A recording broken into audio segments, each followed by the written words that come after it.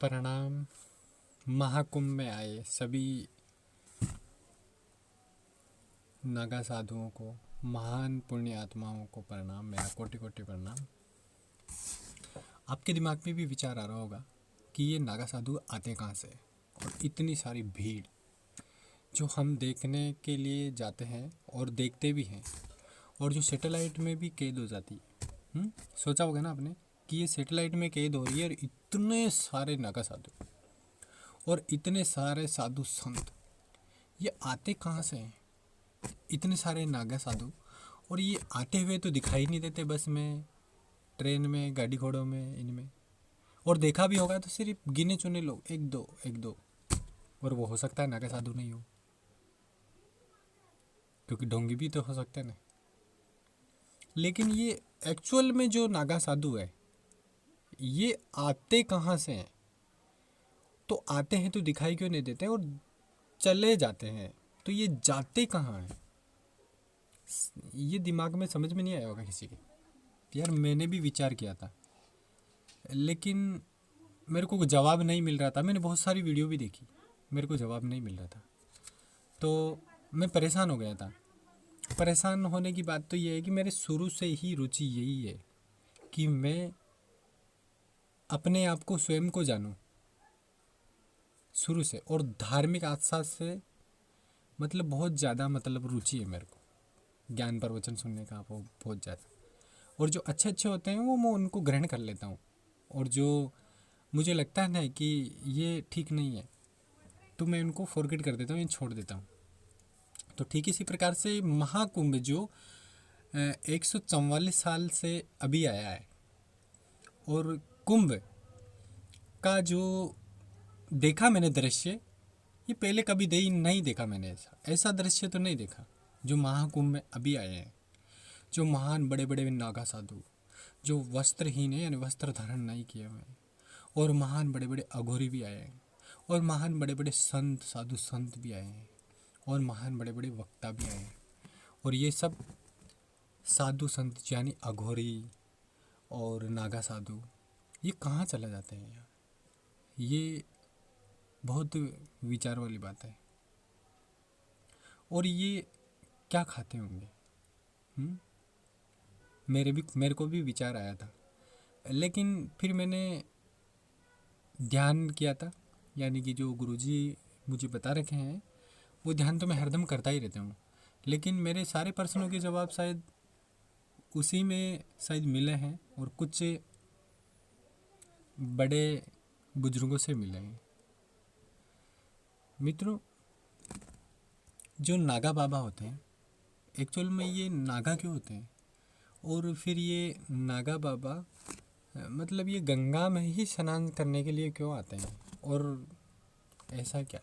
और गंगा, जो गंगा मैया, वो सारे पाप, मतलब जो मानव है सारे पाप धोने के लिए वहाँ आते हैं। कहते हैं पाप धोने के लिए जा रहे हैं, तो फिर वो पाप धोते हैं तो फिर गंगा मैया को पाप चढ़ता होगा ना, बहुत ज़्यादा चढ़ता होगा। हाँ, ये भी तो हो सकता है ना। विचार करने वाली बात है ये। अगर उनको इतना सारा पाप चढ़ जाता है तो फिर कैसे क्या होता होगा? वो कैसे उतारती होगी अपना पाप?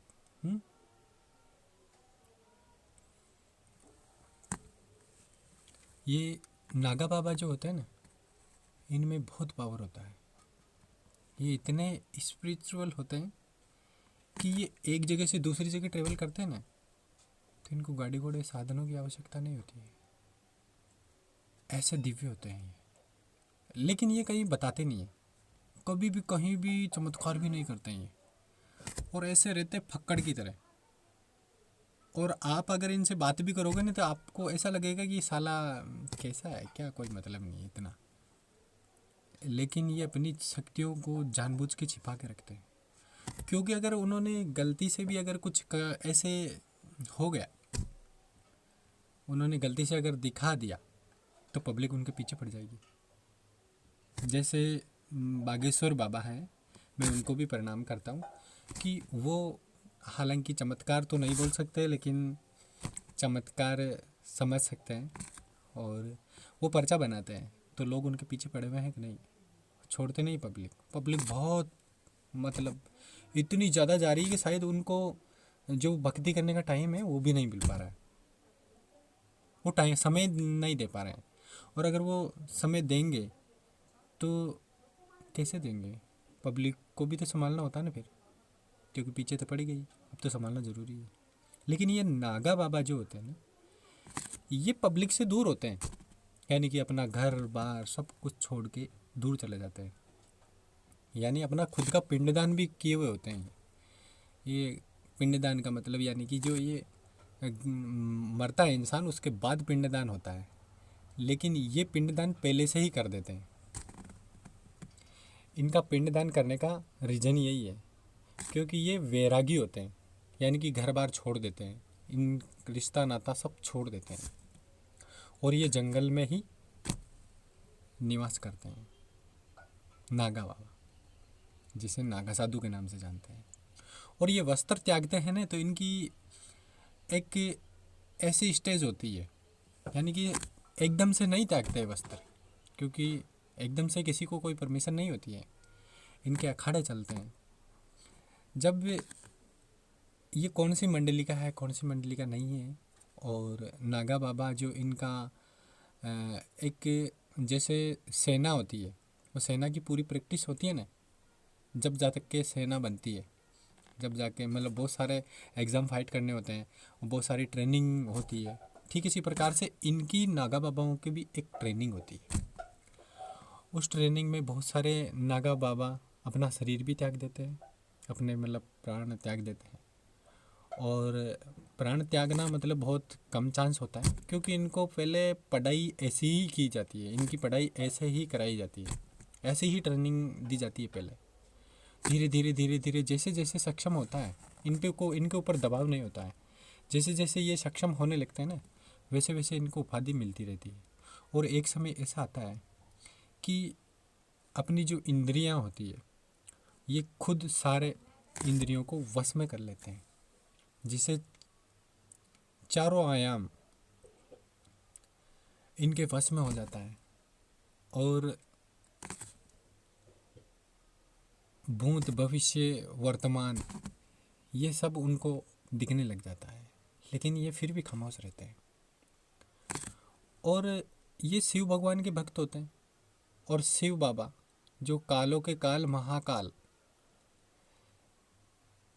ये इतने पोछे में होते हैं कि वो शिव इनका और ये शिव के,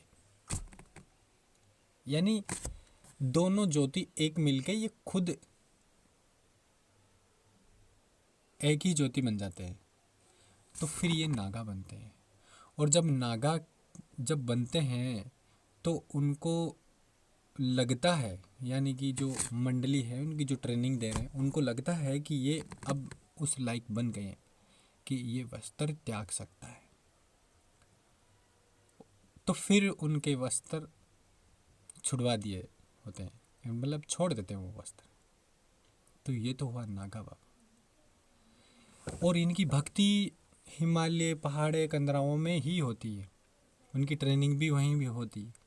हम शायद इनको ट्रेनिंग करते हुए भी नहीं देख पाएंगे, इनको मतलब ध्यान करते हुए भी नहीं देख पाएंगे, क्योंकि ज़्यादा ये अदृश्य रूप में रहते हैं। अदृश्य रूप का मतलब है ये गुफाओं में रहते हैं, तो अपने को दिखाई नहीं देते हैं। और इतना गहराई में कौन जाता है। और जब ये आते हैं ना, तो ये कैसे आते हैं? क्योंकि इनकी पावर इतनी होती है, हमें लगता है ऐसा कि हाँ ये मेला देखने के लिए आ जाते होंगे, लेकिन उद्देश्य मेला देखने के लिए नहीं है, क्योंकि ये संसार को छोड़ चुके हैं। ये मेला देखने के लिए नहीं आते। इनकी वजह से अगर किसी का भला हो सके, क्योंकि ये अदृश्य रूप में भी रहते हैं और ये किसी न किसी का भला करते रहते हैं। हजारों पब्लिक आती है जो महाकुंभ में आने वाले हैं, महान योगी और काफ़ी सारी पब्लिक ऐसी। तो ये अंतःकरण अंतर्दृष्टि से देख लेते हैं। और बहुत सारी पब्लिक घूम रही होती है, उनको पता होता है, वो उनको अंतरात्मा से आशीर्वाद देते हैं, लेकिन वो बताते भी नहीं है, उसको भी पता नहीं चलता है, लेकिन उनका भाग्य उदय कर देते हैं उस इंसान का। ज़रूरी नहीं है कि हम माथा टेकें वहाँ जाके उनसे मिलें तभी ये भाग्य उदय करेंगे, नहीं। इनको जब किसी का भाग्य उदय करना होता है ना, तो वो कर देते हैं। इतनी सारी पब्लिक में वो आराम से बैठे बैठे देखते रहते हैं सबको। उनको ऐसे लगता है ना कि हाँ इनका भाग्य उदय करना है, तो वो कर देते हैं। उदय करने का मतलब यानी आशीर्वाद दे देते हैं। और वो आशीर्वाद ऐसा पावरफुल एनर्जी वाला होता है जो शायद हम उस लेवल तक महसूस नहीं कर पाएंगे। बस उनको तो ये लगेगा कि यार मैं एक महाकुंभ गया था, यानी कुंभ के मेले में गया था, तो वहाँ से देख मेरे को इतना मतलब वो हो रहा है मतलब। लेकिन उनको ये पता नहीं है कि ऐसे महान आत्माएं वहाँ पर आई भी होती है।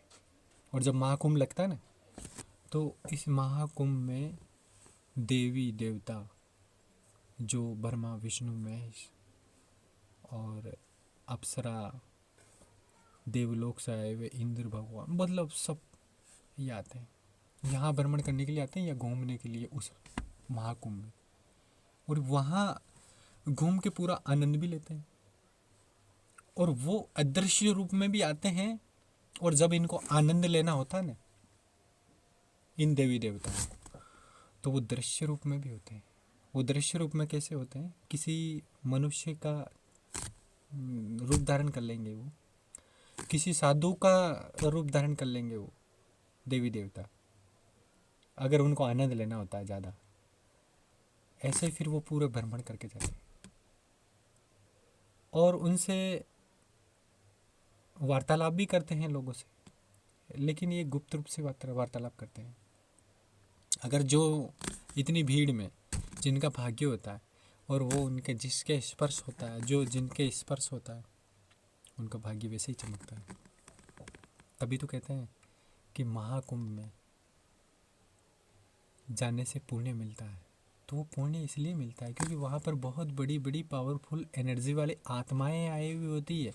और बहुत बड़े बड़े महान जो ब्रह्मा विष्णु महेश भगवान देवी देवता आए हुए होते हैं वहाँ पर,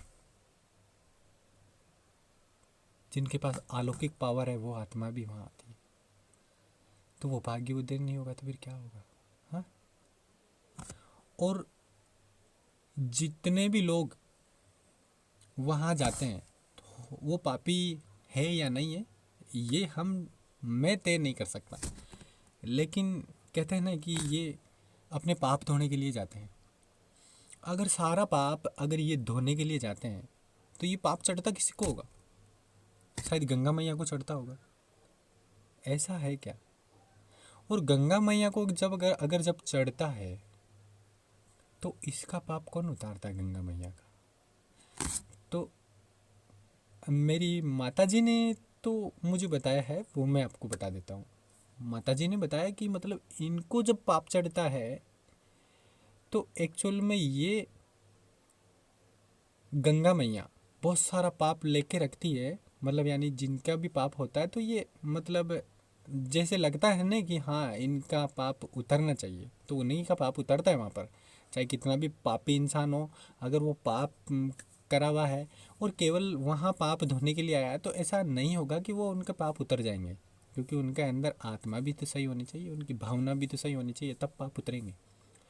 और जो ऐसा इंसान है जो बिल्कुल सरेंडर करके आता है कि नहीं यार मुझे तो पाप धोने, आज के बाद मैं कभी भी कुछ नहीं करूँगा, तो उस इंसानों के पाप वहाँ रहते हैं। तो वो पाप क्या गंगा मैया को लगता है? और लगता है तो फिर उतरता कैसे?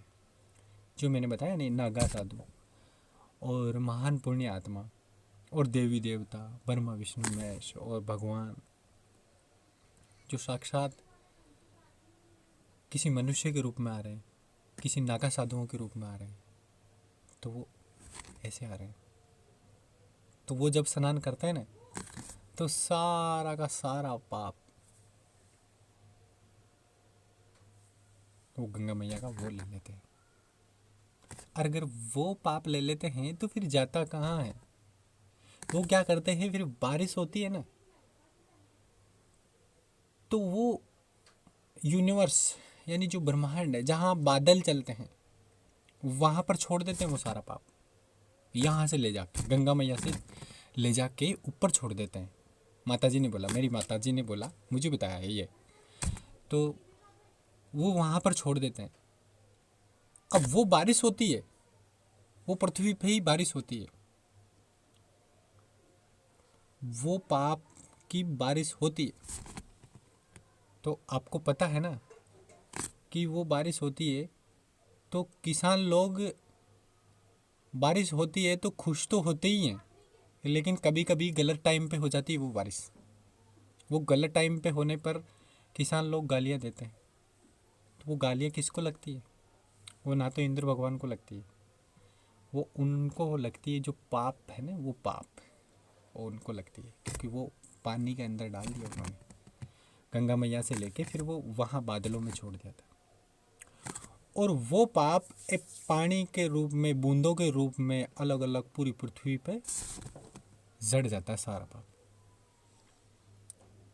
जब उनमें से दोब निकलती है, धरती में पेड़ पौधे निकलते हैं, है कि नहीं? और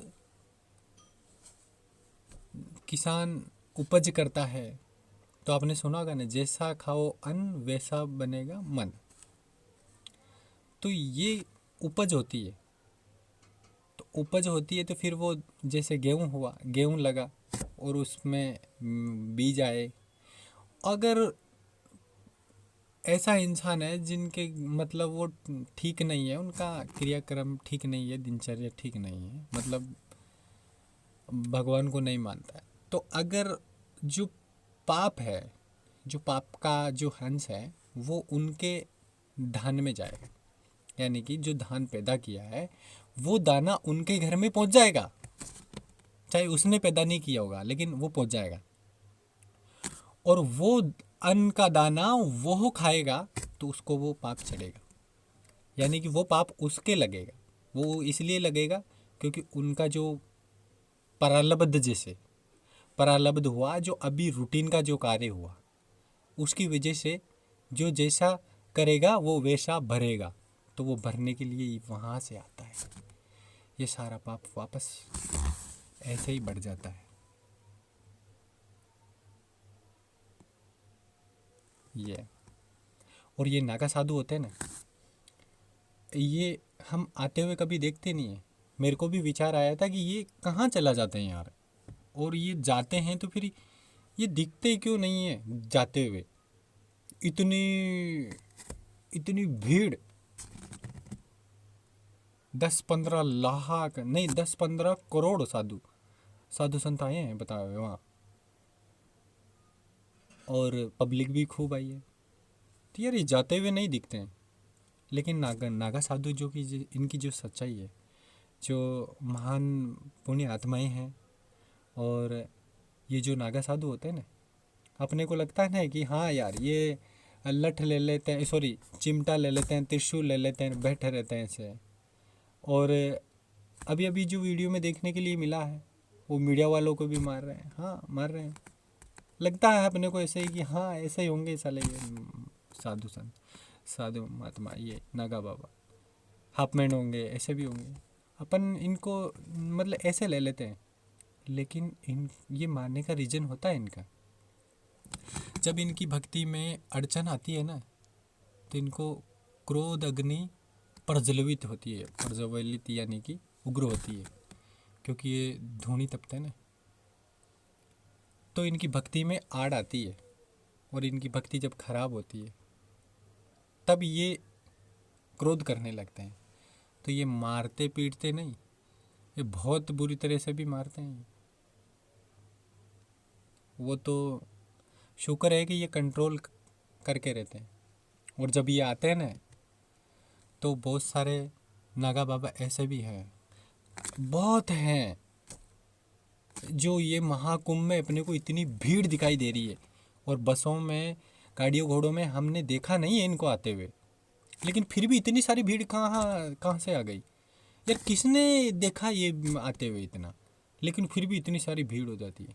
और काफ़ी दिन यहाँ गुजार के फिर जाते हैं, तब भी नहीं पता चलता है कि यार किस बस में बैठ के गए थे। इतना इतना पब्लिक आया, मतलब इतना नागा साधु आए, अगर इनकी बस से भर भर के अगर छोड़ने के लिए जाए तो लाइन लग जाए बसों की। लेकिन ये जब जाते हैं तो दिखाई नहीं देते यार। तो ये अदृश्य रूप से ही तो आते हैं। जब ये आते हैं ना, तो ये कब प्रकट हो जाते हैं और कब चले जाते हैं। आपने देखा होगा रामायण महाभारत में जब देवता आते हैं ना, तो वो तुरंत चुटकी में से प्रकट हो जाते हैं, लेकिन उनको प्रकट होते हुए कोई देखता नहीं है। बस ऐसे लगता है कि हाँ ये इधर से आया है, जस्ट इस कुटिया के पीछे से आया है, शायद इस घाट से आया है ये, या इसके पीछे से आया है, ऐसे ही लगता है ना हमें। ऐसे ही लगता है, क्योंकि ये दिखाते भी नहीं है और दिखना भी नहीं चाहिए, क्योंकि ये तो चमत्कार हो जाता है ना, फिर पीछे पड़ जाती है पब्लिक। नागा साधुओं की बहुत पावर होती है, इतनी पावर होती है कि वो एक जगह बैठे बैठे एक आयाम से दूसरे आयाम में चले जाते हैं। और ये जो 7 लोक होते हैं और इससे भी बाहर की खोज की हुई होती है इन्होंने, और ये ऐसी जगह भ्रमण कर के आ जाते हैं जो मनुष्य की सोच से परे हैं, जो ये नागा बाबा जो भ्रमण करके आ जाते हैं। साइंस भी इतनी डेवलप नहीं हुई है जितनी कि ये नागा बाबा साधु इतना कुछ जानते हैं। ये अपना रहस्य कभी बताते नहीं, ये सिक्योर रखते हैं। इनका सिक्योर रखने का एक ही राज है, क्योंकि ये सिक्योर रखते हुए ये पूरी पृथ्वी को डिसबैलेंस होने से बचाते हैं ये, क्योंकि ये पूरी पृथ्वी एकदम सुरक्षित रहे, ये इन्हीं का कारण है। जो महान बड़े बड़े संत होते हैं इन्हीं का कारण है ये। और ये क्या कहते हैं, ये जंगल में या पहाड़ियों में जहाँ कहीं भी रहते हैं, तो ये कुंभ मेले में आते हैं। इनका सही समागम यहीं होता है, यानी कि मिलन यहीं होता है, जो गंगा माँ से ये नहाते हैं। कहते हैं ना, नागा बाबा नहाते भी नहीं हैं, क्योंकि कपड़े पहनते नहीं हैं और नहाते भी नहीं हैं। और ये बस शाही स्नान, यानी कि यहाँ पर जो महाकुंभ है, अभी महाकुंभ चल रहा है, बहुत ही बड़ा महाकुंभ मेला है ये, बहुत ही विशालकाय। तो मोदी जी योगी जी ने व्यवस्था भी की है वहाँ पर।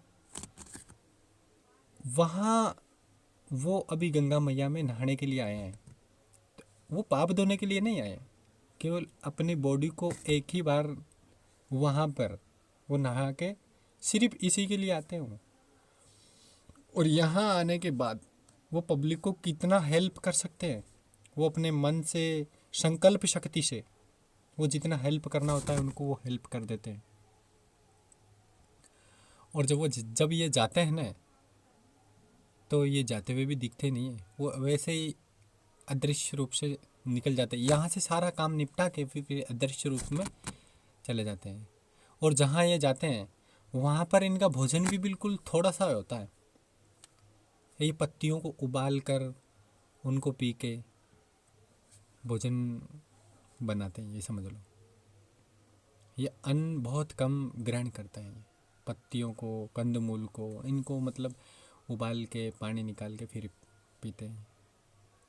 और आपने देखा होगा ये ज़्यादा अधिकतर नागा साधु हिमालय की तरफ ही रहता है, हिमालय की चोटियों में, हिमालय के पहाड़ों में, वहाँ ज़्यादा रहते हैं।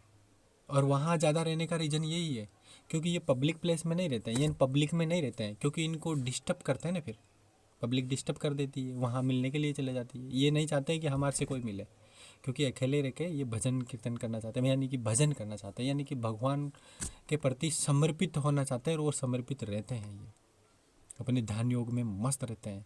और जितना आनंद भक्ति में है ना, वो किसी और में नहीं है, ये खुद बताते हैं। इतना आनंद है, अलौकिक आनंद, जो यहाँ का जो पब्लिक जो आनंद लेती है ना, ये तो 30% भी नहीं है, ये बताया उन्होंने। मतलब इनका आनंद इतना अलौकिक आनंद है, परम आनंद, परम सुप्रीम पावर, जो आनंद, वो वाला आनंद। और ये भोजन बहुत ही ना के बराबर मिल जाए तो ठीक है, नहीं मिला तो कोई दिक्कत नहीं। और आपने साइंस वालों ने और काफ़ी लोगों ने ये हिमालय की तरफ निगरानी रखते हैं, और वैसे पर्यटक घूमने के लिए भी जाते हैं, तो कभी कभी ऐसे लाइट नुमा आता हुआ भी दिखाई देता है। तो बहुत लोग क्या सोचते हैं कि हाँ यार कोई एलियंस आया होगा, और बहुत लोग सोचते हैं हाँ यार कोई तारा टूट के आया होगा इनके यहाँ, इधर गिरा हुआ ऐसे लगा है। लेकिन एक्चुअल में ऐसा नहीं है, क्योंकि ये ऐसी महान पुण्य आत्मा होती है, दिव्य आत्मा होती है जो नागा साधु और महान बड़े बड़े संत योगी जो वहाँ पर तपस्या ताप रहे होते हैं। इनसे वो अपनी दुनिया से नहीं और अलग जो देवी देवता वहाँ उनके लोगों से वो एनर्जी इनसे संपर्क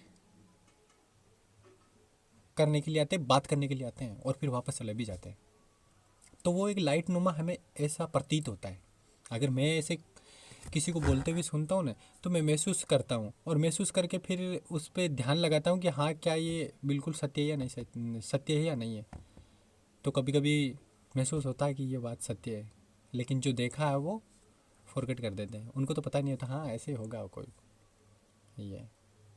और ये साधु सॉरी ये नागा बाबा और अघोरी, अघोरी मतलब ज़्यादा अधिकतर गांव के आसपास रहते हैं।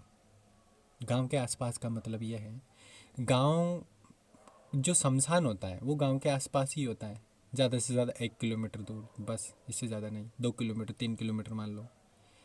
तो ये शमशान में ही शमशान क्रिया करके और वहीं रहते हैं और इनके अलग अलग अखाड़े होते हैं। तो ये इनकी शिक्षा दीक्षा इसी तरह से होती है कि शमशान में रहना, हड्डियाँ का सेवन करना, बबूती का सेवन करना, यानी कि जो राख होती है उनका सेवन करना, मतलब बॉडी पे लगाना।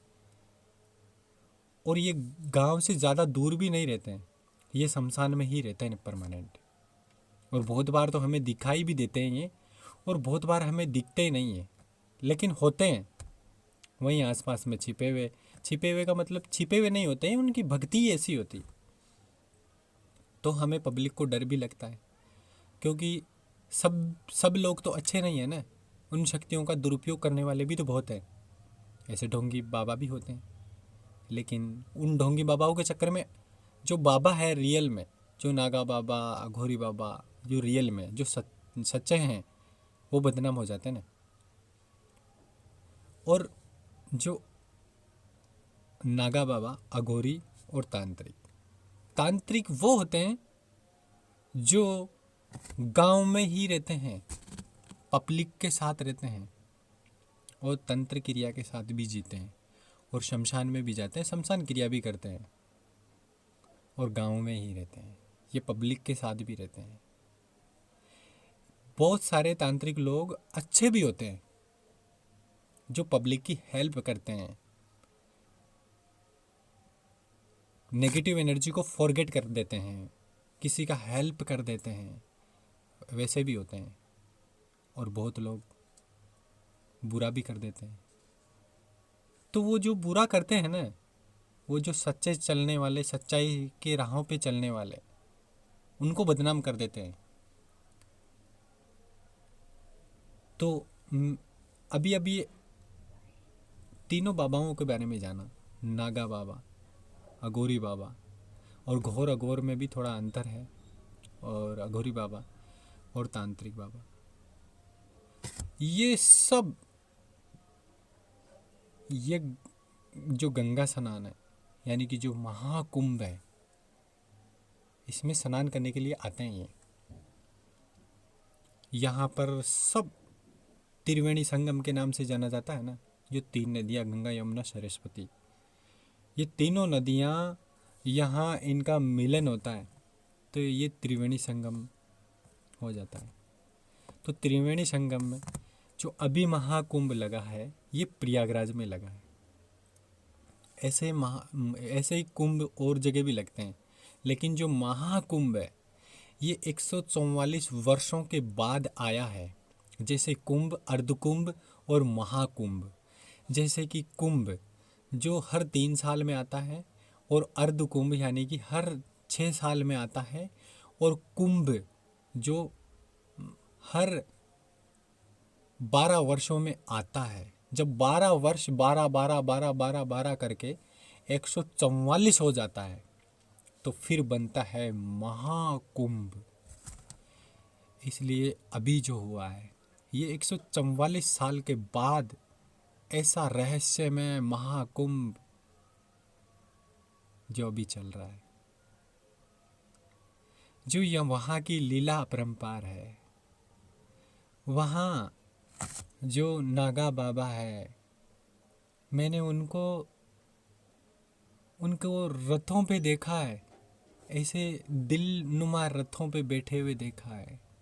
वो क्या प्रदर्शन करना चाह रहे हैं कि सब पब्लिक से वो दिल से मानते हैं, या फिर वो दिल से कनेक्ट होना चाहते हैं सबसे, या फिर वो दिल से आशीर्वाद देना चाहते हैं किसी को।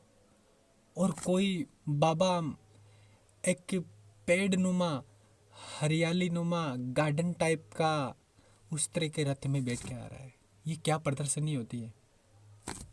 वो क्या संदेश दे रहे हैं हमारी प्रकृति को, हमारे सभी देशवासियों को, कि वातावरण शुद्ध रखें। ये भी तो हो सकता है ना। उन्होंने बताया नहीं है, लेकिन मेरी कल्पना के हिसाब से बता रहा हूँ। और ये भी तो हो सकता है ना कि पेड़ लगाओ बहुत ज़्यादा से ज़्यादा। मैंने महाकुंभ के वीडियो पहले भी देखे, लेकिन एक ही वो रथ होते थे, लेकिन अभी जो रथ हैं वो अलग अलग टाइप के हो रहे हैं, अलग अलग टाइप से आ रहे हैं। कोई हाथी पे आ रहा है, और कोई त्रिशूल लेके बहुत ही वो विशालकाय, मतलब ऐसे डरावने वो चित्तर लगा के भी आ रहा है।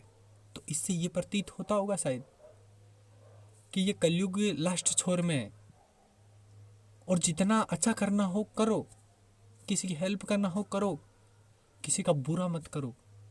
ये भी तो संदेश होता है ना, हो सकता है ना।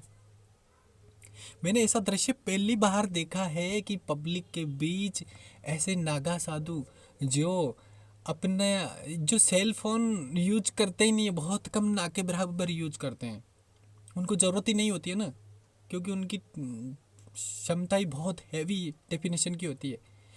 वो पब्लिक के साथ अपना, मतलब उन सामने पब्लिक का सेल फोन लेके और उनको उनके साथ सेल्फी लेना, ये क्या प्रदर्शन करता है, क्या जागरूकता लाता है। हुँ? इतना बड़ा दिल कि ये पब्लिक को खुश कर सकते हैं, उनके साथ घुल मिल के रहने का एक सम्मान जुड़ के रहने का वो संदेश दे रहे हैं। वो कितना प्यार से जो जो इंटरव्यू लेने के लिए आते हैं, उनके बड़े प्यार से ज्ञान का प्रचार भी करते हैं, प्रचार प्रसार भी करते हैं, लेकिन पब्लिक डरती है उनसे। क्योंकि डरती इसलिए है क्योंकि उनके बारे में हर बार जितनी बार सुना होगा वो गलत ही सुना होगा, अच्छा कोई बताने वाला है नहीं ना। मैंने भी मेरी माँ से जब पूछा था ना, तो मेरी माँ ही मुझे इनके बारे में हकीकत बताया, लेकिन मेरी माँ ने मुझे डराया नहीं। मेरी माँ ने बिल्कुल विस्तार से सही तरीके से बताया है इनके बारे में। और मुझे तो ऐसा लगता है कि मेरी माँ को इतना ज्ञान कैसे था। और जब भी मेरी माँ मुझे ज्ञान देती थी तो वो अकेले में ही देती थी। अकेला का मतलब जब हम सोने के लिए जाते थे तो हम मतलब मैं सोया हुआ था और मेरी माँ बैठे बैठे, मतलब मैं हाँ ही कर पाता, और मेरी माँ एक बोलती जाती कहती रहती। और वो आज पता चल रहा है मुझे कि ये बहुत पावर होती है भक्ति में, बहुत ज़्यादा। जो अभी जो नागा साधु जो नहाते हुए दिखाई दे रहे हैं, रथ में बैठे हुए दिखाई दे रहे हैं, चश्मा लगाए हुए दिखाई दे रहे हैं, मॉडर्न टाइम के जो फैशन होती है उस टाइप से हल्का सा प्रतीत कराते हुए दिखाई दे रहे हैं। और ऐसे ऐसे साधु जो ये फर्राटेदार इंग्लिश में बात करते हैं, हम ये सोचते होंगे कि हाँ जो ये नागा साधु है, ये महात्मा लोग हैं, ये अनपढ़ ही बनते होंगे। नहीं, अभी जब मैंने देखा ना ये वीडियो जो वहाँ महाकुंभ के, तो बहुत ही एक्सपर्ट लोग जो बड़ी बड़ी डिग्रियां पा रखे हैं, बड़े बड़े बिजनेस को छोड़ के आ रखे हैं, नौकरियां छोड़ के आ रखे हैं, ऐसे ऐसे भी वीडियो सामने आ रहे हैं अभी महाकुंभ में, जो सोचने पे मजबूर करता है। और इंग्लिश मैंने देखा, एक इंटरव्यू ले रहा था वो, उनका फर्राटेदार इंग्लिश बोल रहा है वो, ऐसा नहीं कि इंटरव्यू इंग्लिश में दिया, नहीं, जितना आधे घंटे का प्रवचन था वो, और वो आधे घंटे का प्रवचन पूरा इंग्लिश में ही दिया उसने। और वो ही नहीं, उसके साथ 4-5 जने और बैठे थे, वो भी इंग्लिश बोल रहे थे। यार उनको देख के मेरा तो दिल इतना खुश हो गया था कि यार हम तो कुछ भी नहीं है इनके बाबाओं के सामने। हम सोचते हैं थोड़ी सी बड़ी स्कूल में पढ़ लिए तो हाँ हम महान हो गए, नहीं, हम तो कुछ भी नहीं है इनके सामने। वो फिर भी वो फिर भी राख बने बैठे हैं, यानी कि इतनी सारा दुनिया भ्रमण की उन्होंने, फिर भी वो राख बनने में ही, राख बनने का मतलब है उस परमात्मा की भक्ति में ही लीन रहने के लिए अपने बॉडी पे वो राख नुमा लगा के ही वो ध्यान में मस्त रहते हैं। वो उन्हीं में ही आनंद, बहुत ज़्यादा आनंद लेते हैं। मैंने ऐसे ऐसे छोटे छोटे वीडियो क्लिप देखे हैं जो शायद आप और हम, मैं खुद भी मतलब यकीन नहीं कर पा रहा हूँ कि ये क्या लीला है, इनका क्या सिस्टम समझ में ही नहीं आ रहा है। कोई साधु कैसा है, कोई महात्मा कैसा है, हर महात्माओं के अलग अलग रूल, अलग अलग नियम। कोई महात्मा चिलम फूंक रहा है, कोई क्या कर रहा है, कोई क्या कर रहा है, किसी का अलग भेष है, किसी के बाल शिव भगवान की तरह बना रखा है, कोई अर्ध चंद्राकार ऊपर जो जटा में लगा के रखता है, त्रिशूल रखता है, भाला रखता है, बहुत सारे श्रृंगार किया हुआ होता है। कहते हैं कि नागा बाबा 16 श्रृंगार स्त्रियां करती है, ये 17 श्रृंगार करते हैं। हाँ, और इनके पास इतनी पावर होती है, इतनी पावर होती है कि ये फिर भी ऐसे रहते हैं फक्कड़ की तरह, ना किसी को दिखाते हैं। और ये गांवों में कभी भ्रमण नहीं करते हैं, ये बहुत कम चांस है। और अगर ये आएंगे तो बहुत ही कम, यानी कि इनका काफिला निकलेगा। वो काफिला मम्मी ने बताया कि मतलब ये काफ़ी, अभी तो 15 साल के करीब हो गया। मम्मी ने बोला कि 15 साल के करीबन, मतलब 15 साल पहले मतलब निकला था। मेरी मम्मी ने मेरे को 4 साल पहले बताया कि ये 15 साल पहले निकला, यानी कि 20 साल के करीब करीब हो गया। तो उस टाइम देखा था मम्मी ने ये जो काफिला निकला था, मतलब सारे नागा साधु ही नागा साधु। उसके बाद में कभी देखा ही नहीं मम्मी ने। मम्मी खुद बोलती है कि मैंने कभी उनके बाद में कभी देखा नहीं है। और जो मीडिया, टेलीविज़न वगैरह, ये सब मोबाइल, सोशल मीडिया नेटवर्क, ज़्यादा से ज़्यादा फेसबुक, इंस्टाग्राम, ट्विटर वगैरह, ये टेलीग्राम, ये सब अब चले हैं ना। और अब सामने आ रहे हैं बहुत सारे वीडियो, बहुत। तो अभी जो महाकुंभ में ऐसी दृश्य चीज़ें देखने के लिए मिल रही है, ऐसी अगर अनुभव करना चाहे तो बहुत कुछ आनंद है वहाँ पर। और ऐसा लेज़र का जो वो भी फिट किया है उन्होंने कि वहाँ पर अगर आप साक्षात जाके अगर देखो ना, तो लेज़र डेकोरेशन, जो लेज़र फाउंडेशन के नाम से मतलब जानते हैं उनको, तो ऐसे लगता है जैसे कि आकाश में, यानी कि ऊपर वो चल रहा है टीवी नुमा, और उसी लेज़र से ही सब कुछ बना रहे हैं, मतलब इतनी मस्त कलाकारी। और जो वहाँ पर जो व्यवस्था कर रखी है, जो बना रखे हैं, वो टैंक लगा लगा के रास्ते बना रखे हैं। यार मैं मतलब वीडियो में देखता हूँ तो मैं उनके बारे में विचार करता हूँ कि कितना टाइम लगा होगा इनको बनाने में। चलो ठीक है, टाइम तो लगा है, लेकिन कितना रुचि से बनाया है। और वहाँ पर किसी के दिमाग और दिल में एक ऐसा थॉट्स भी आया है, और मुझे भी आया है कि यार इतना सारा सब कुछ करने के बाद भी वहाँ पर हर कुंभ में आग क्यों लगती है। ये आग लगने का भी एक रीजन है या, और फिर आग लगती है तो फिर जलते क्यों नहीं है, और जलते हैं तो पब्लिक नुकसान क्यों नहीं होता है। ये भी एक सोचने वाली बात है ना, क्योंकि ये महाकुंभ, कुंभ, अर्धकुंभ और पूर्ण कुंभ, मतलब जो भी है, जब भी ये लगता है तो यहाँ पर अच्छा इंसान, जो सबसे टॉप स्पिरिचुअल इंसान, बहुत पावरफुल इंसान, वो भी आता है। और ऐसा महामूर्ख इंसान जो ऐसी धारणा रखता है कि वो सबको मारने तक की, वो इंसान भी आते हैं यहाँ पर। तो हर प्रकार के इंसान हो गए यहाँ पर, अच्छे बुरे, भले वाले, दानी, ऐशोआराम करने वाले, दिखावा करने वाले, हर प्रकार के इंसान वहाँ पर भ्रमण करने के लिए आते हैं, घूमने फिरने के लिए। और आतंकी भी आते हैं। तो वो जिनका जो जो जिस मिशन से आता है, तो एक मिशन इस तरह के इंसान भी आते ही हैं, कोई कोई आतंकी मान लो, चाहे कुछ भी मान लो, तो वो केवल यही काम करते हैं। उनका मिशन यही होता है, वो गंगा स्नान नहाने के लिए नहीं आते हैं।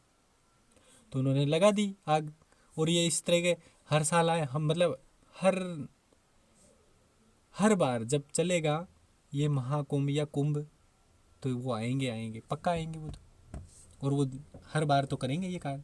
वो चाहते हैं ना, वो चाहते यही हैं कि ये कब असफल हो, लेकिन असफल होने का तो कोई सिस्टम ही नहीं निकलता है, क्योंकि वहाँ पर बहुत सारी पावरफुल एनर्जी आए हुए होती है ना, जो साक्षात भगवान के अंश आए हुए होते हैं। तो फिर कैसे अनहोनी हो सकता है वहाँ पर, कैसे अनहोनी हो सकता है। और कंट्रोल भी तो जल्दी काबू में पाया जा सकता है ना, और कंट्रोल भी हुआ, वो वहाँ पर किसी को नुकसान नहीं हुआ। हाँ, क्योंकि ऐसे संत महात्मा हैं वहाँ कि वो कंट्रोल करते हैं, लेकिन सब डिसिप्लिन से होता है। डिसिप्लिन का मतलब, जैसे कि आप सोच रहे होंगे, दिमाग में एक छोटा सा थॉट्स आया होगा, हाँ अगर ऐसा ही है तो उनको पहले ही पता क्यों नहीं चला। पहले ही पता क्यों नहीं चला। हाँ चलता है ना, पता चलता है उनको, लेकिन वो कर नहीं सकते ना। अगर पहले ही ऐसे कर लेते, अगर रोक भी लेते मान लो, तो फिर लोग पीछे पड़ जाएंगे उनके। और तो वो क्या है, शांत बैठे रहते हैं, बस पूरी निगरानी रखते हैं और कुछ गलत नहीं होने देते हैं। वो वारदात तो होती है लेकिन गलत नहीं होने देते हैं। जैसे राम भगवान सीता मैया को उठा के लेके गए, मतलब राम भगवान की पत्नी यानी सीता माता को रावण उठा के लेके चला गया। अब लेके तो चला गया, तो वो एक मनुष्य रूपी है। तो मनुष्य रूपी में, जब मनुष्य रूप में जब इंसान होता है, चाहे उसको कितनी भी पावर क्यों ना मिली हो, अगर वो मनुष्य की पावर के हिसाब से अगर वो चल रहा है, तो उसको कहीं न कहीं भी डिसबैलेंस होने की ज़रूरत नहीं है। और वो उस यूनिवर्स, यानी कि चाहे खुद भगवान क्यों ना हो, यहाँ पृथ्वी में मनुष्य रूप में आ गया, यानी पंच महाभूतों, पंच तत्वों के में अगर विलीन हो गया, तो यहाँ के नियम कायदे ही चलेंगे। जैसे कि मरने के बाद ही सर्व स्वर्ग जाया जाता है, सह शरीर नहीं जाया जाता। अगर सह शरीर जाते हैं तो विधि के विधान को चेंज करना होता है फिर। ठीक इसी प्रकार से राम भगवान के पास इतनी पावर होने के बाद में भी वो सीते सीते करते हुए चला। क्यों? क्योंकि उसको पता है कि हमें मनुष्य में जन्म है हमारा, तो मनुष्य के रूप में ही, मनुष्य जैसे ही स्ट्रगल करता है, हमें भी वैसे ही करना पड़ेगा।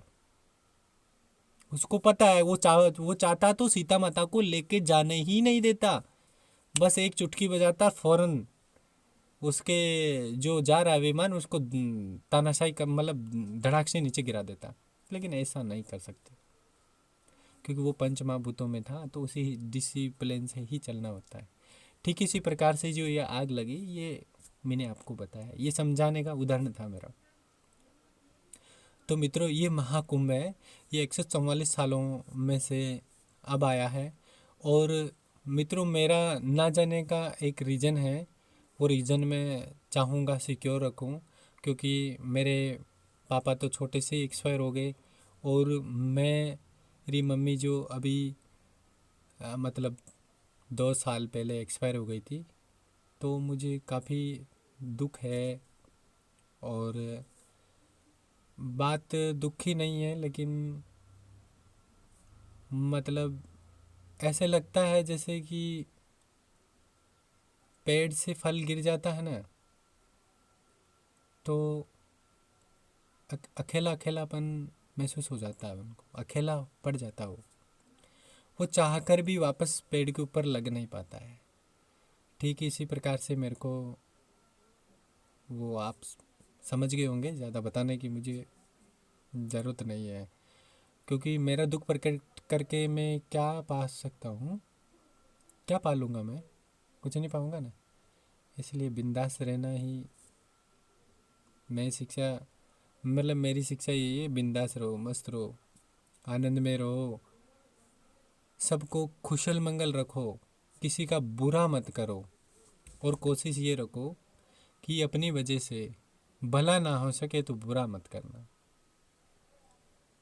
क्योंकि हमारे बॉडी में, यानी हमारे दिमाग में, एक साधारण भाषा में बात करें तो एक चिप लगी हुई होती है जिसे मेमोरी कार्ड के नाम से जानते हैं। और उस मेमोरी कार्ड में हर दम हर एक पल रिकॉर्ड होता है। जब हमारी मृत्यु होएगी ना, तो हर एक पल पल उसमें से लेखा जोखा किया जाएगा, यानी अलग अलग किया जाएगा। अच्छा क्या बुरा क्या सबको अलग अलग रखा जाएगा। फिर बुरे का कितना है और अच्छे का कितना है, फिर उन दोनों को माइनस कराया जाएगा। जो अगर अच्छा का अगर बच गया तो हो सकता है अगले जन्म में उसको ट्रांसफ़र कर दें। प्रणाम मित्रों, ये वीडियो काफ़ी लंबी होने जा रही है, और मैं यहीं विराम देता हूँ इस वीडियो को। जय हिंद, जय भारत, जय गंगे माँ।